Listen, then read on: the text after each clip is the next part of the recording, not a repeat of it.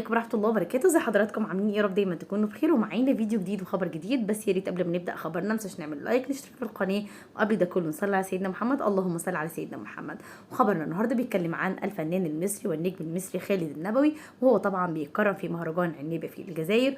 ولما اتسال عن الجزائر قال ان هي بلد 1.5 مليون شهيد، ومش ممكن الكلمات توصف الجزائر. الجزائر بتحمل تاريخ وبطولات عريقه جدا جدا، وبيعلن حبه الشديد للجزائر واهلها. وسط شعب الجزائر اللي احمل له حقيقي في قلبي وعقلي الكتير قوي، شعب 1.5 مليون شهيد، ودي المنزله اكبر بكتير من الكلمات.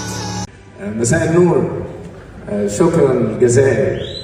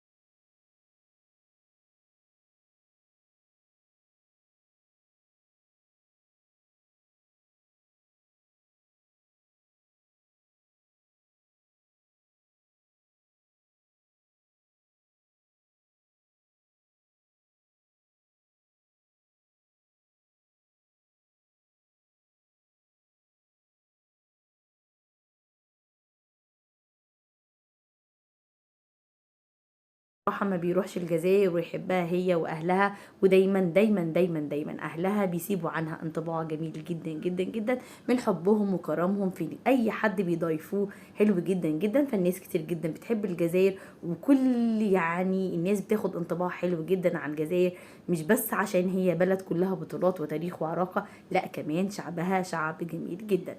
اشوفكم على خير يا رب في فيديو جديد وخبر جديد، وبتمنى لكم كل التوفيق والسعادة، والسلام عليكم ورحمة الله.